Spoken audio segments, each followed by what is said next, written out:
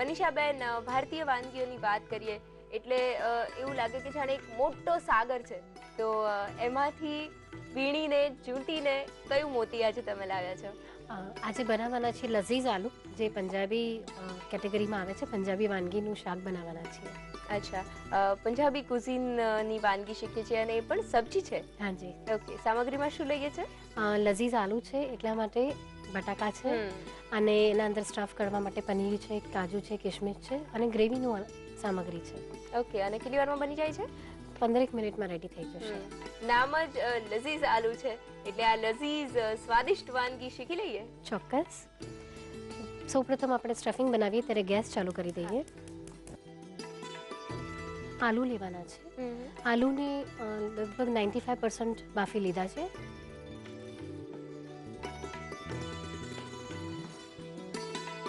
બને ત્યાં સુધી સેમ સાઇઝના હોય તો એ વધારે સારું. બટાકાને એક સ્પેસિફિક શેપમાં કાપેલા છે, અને એટલે શું કરીએ છીએ, કેટલા લઈએ છીએ, કેવી રીતે લઈએ છીએ? લગભગ 4 બટાકા લેશું ને તો પછી એમાંથી આ સાઇઝ મળી જશે. અચ્છા, અને વચ્ચેથી પણ એને સ્લાઇસ કરેલા છે? હાજી, બિલકુલ. આ 2 પાર્ટમાં ડિવાઈડ છે, આવી રીતે. ઓકે, સ્ટફિંગ બનાવીએ. છીણેલું પનીર લેવાનું છે, 2 ટેબલ સ્પૂન.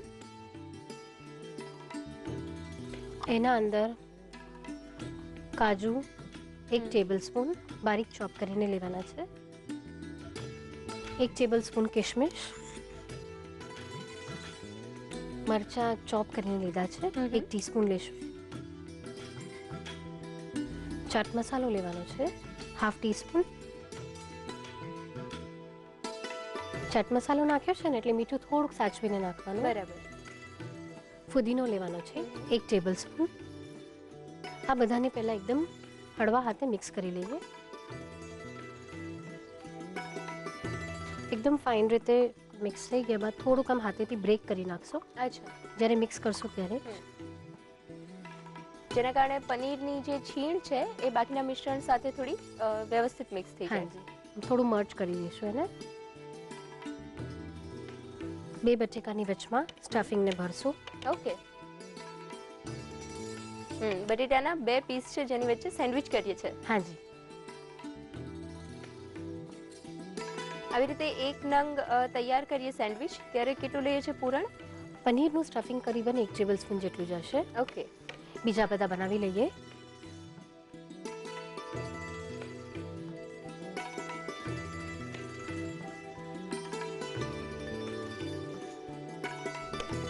જ્યારે પણ આ ડિશ બનાવવાની હોય, શક્ય હોય તો ઘરે જ પનીર બનાવો, એનાથી એનો ટેસ્ટ બહુ જ સરસ આવશે. અને પનીર પણ સોફ્ટ ખાસું રહેશે. હાજી.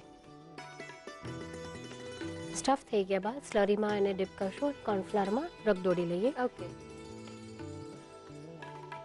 આમ પ્રોપરલી પ્રેસ કરી લેવાનું.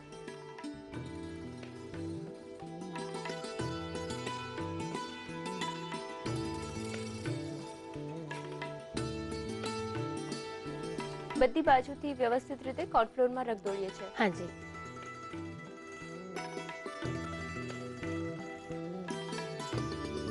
તળી લઈએ. આવી રીતે બધી ઠેકાણેથી બરાબર લગાડી દેવાનું છે. સ્ટફિંગ પણ જે વચ્ચેનું લીધું છે એ ડ્રાય છે, અને પછી સ્લરી અને કોર્નફ્લોરમાં રગદોળીને તળીએ છીએ. તળતી વખતે કોઈ ખાસ ધ્યાન રાખવાની જરૂર છે? ના, એવું કંઈ નથી. સ્લરી લગાડી છે એટલે કંઈ પ્રોબ્લેમ નહીં આવે. એટલે વ્યવસ્થિત બંધાઈ જશે. બિલકુલ. દરેક જાતના શાકભાજીમાં બટેકા એવી વસ્તુ છે કે જે લગભગ દરેકના ફેવરેટ હોય, અને એટલીસ્ટ ભાવતા તો હોય જ. બટેટા ન ભાવતા હોય એવા લોકો મળવા મુશ્કેલ છે. તો અલગ અલગ ટેસ્ટથી જ્યારે બટાટાની સબ્જી પ્રિપેર કરીએ ત્યારે એમાં વેરાયટી પણ વધારે મળી રહે છે. બિલકુલ. અને નાના મોટા બધાને જ બટેટા તો બહુ જ ભાવે છે. આવી રીતે તળી લેવાના છે. અચ્છા, વધારે કલર ચેન્જ થઈ જાય કે બ્રાઉન થઈ જાય એવી રાહ નથી જોવાની. અને એક બરાબર તળાઈ જાય, થોડુંક તળવા આવે ત્યારે જ બીજું નાખવાનું છે. ઓકે.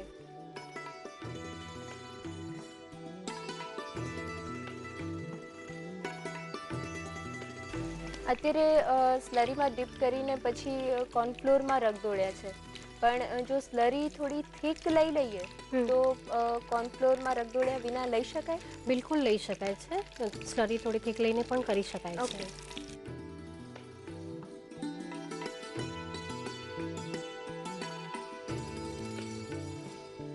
ગ્રેવી બનાવી લઈએ. ઓકે. એની માટે 1 ટેબલસ્પૂન બટર લેવાનું છે. એના અંદર 2 મીડિયમ સાઇઝના કાંદા બારીક ચોપ કરેલા લેવાના છે. બારીક ચોપ કરેલું લસણ 1 ટેબલસ્પૂન લેશું. અને આમાં તરત જ મીઠું નાખી દઈશું. અચ્છા, એટલે મીઠું નાખીને જ સાંતળવાના છે લસણ ડુંગળીને? હાજી, અને ટ્રાન્સપરન્ટ રાખવાના છે. ઓકે.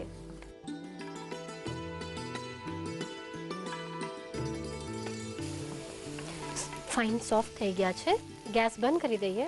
હા. આ 2 મોટા સાઇઝના ટમેટા લેવાના છે અને એના વચમાંથી સીડ્સ કાઢી નાખ્યા છે. અચ્છા, અને પછી એને બારીક સમારી લીધા છે. હાજી.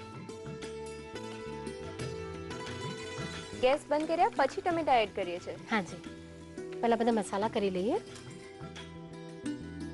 1 ટેબલસ્પૂન કાજુનો ભૂકો,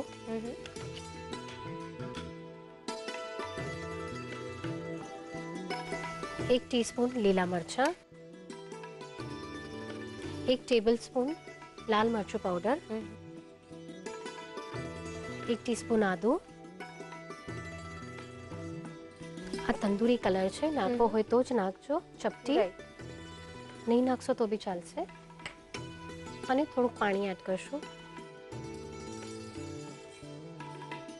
1/4 કપ જેટલું પાણી. ઓકે. 2 ટેબલસ્પૂન ટામેટાનો સોસ. ગેસ ઓન કરીએ.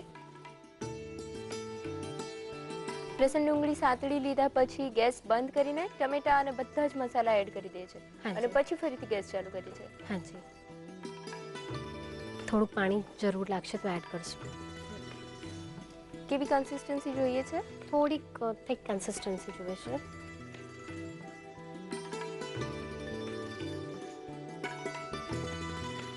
મીઠું નાખીએ. લસણ ડુંગળી સાંતળતી વખતે નાખ્યું છે, હવે થોડુંક ટામેટા પૂરતું. રાઈટ. આને ઉકાળીશું આપણે. કલર એડ કર્યો છે એટલે તરત જ એકદમ રેડ કલર હાજી. આવી ગયો. હાજી. વચમાં જરૂર લાગે તો પાણી એડ કરી શકાય છે. ઓકે. કેટલી ઉકાળીએ છીએ ગ્રેવીને? થોડા ટામેટા ગળી છે ને ત્યાં સુધી એને ઉકાળીશું. ઓકે. ગેસ બંધ કરી દઈએ. થઈ ગયું છે. બારીક ચોપ કરેલો ફુદીનો નાખશું 2 ટેબલસ્પૂન. સર્વ કરતી વખતે આને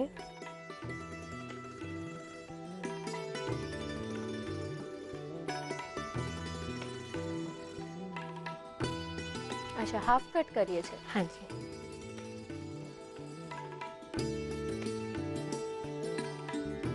ગ્રેવી નાખીએ.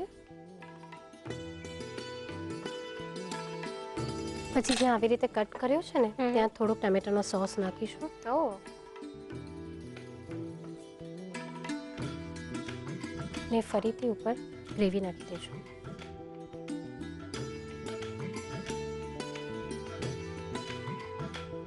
આ પનીર અને ફુદીનો છે.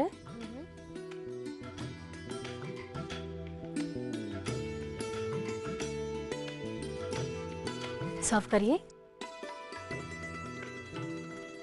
તૈયાર છે લઝીઝ આલુ, જેને રોટી, પરાઠા, નાન, કુલચા કોઈની પણ સાથે સર્વ કરી શકાય અને છે. એની રીત તો એકદમ અલગ છે જ, દેખાવમાં પણ બહુ જ સુંદર લાગે છે.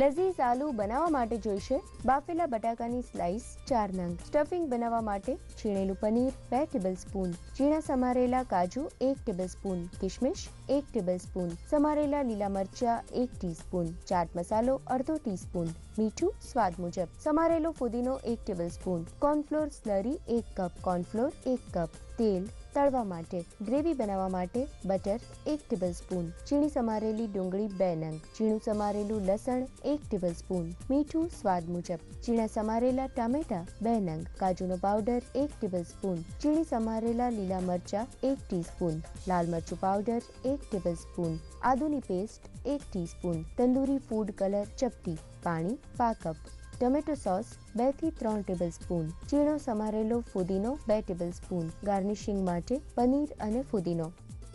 લઝીઝ આલુ બનાવવા માટેની પદ્ધતિ. સૌપ્રથમ એક ડિશમાં બાફેલા બટાકાની સ્લાઇસ લો. અન્ય બાઉલમાં છીણેલું પનીર, ઝીણા સમારેલા કાજુ, કિશમિશ, ઝીણા સમારેલા લીલા મરચા, ચાટ મસાલો, મીઠું, સમારેલો ફુદીનો લઈ મિક્સ કરો. આ સ્ટફિંગને બટાકાની સ્લાઇસની વચ્ચે ભરી સેન્ડવિચ બનાવો. તેને કોર્નફ્લોર સ્લરીમાં ડીપ કરી તેને કોર્નફ્લોરમાં રગદોળો. તેને ગરમ તેલમાં તળી લો. અન્ય પેનમાં બટર, ઝીણી સમારેલી ડુંગળી, ઝીણું સમારેલું લસણ અને મીઠું ઉમેરી સાતળો. હવે તેમાં ઝીણા સમારેલા ટમેટા, કાજુનો પાવડર, લીલા મરચા, લાલ મરચું પાવડર, આદુની પેસ્ટ, ફૂડ કલર, પાણી, ટમેટો સોસ લઈને મિક્સ કરો. તેમાં મીઠું મિક્સ કરી ગ્રેવી તૈયાર કરો. ગ્રેવીમાં ઝીણો સમારેલો ફુદીનો મિક્સ કરો. હવે બટાકાને હાફ કટ કરી સર્વિંગ ડિશમાં લઈને સાથે તૈયાર કરેલી ગ્રેવી લો. બટાકા પર ટમેટો સોસ તથા ગ્રેવી મૂકો. તેને પનીર તથા ફુદીનાથી ગાર્નિશ કરી સર્વ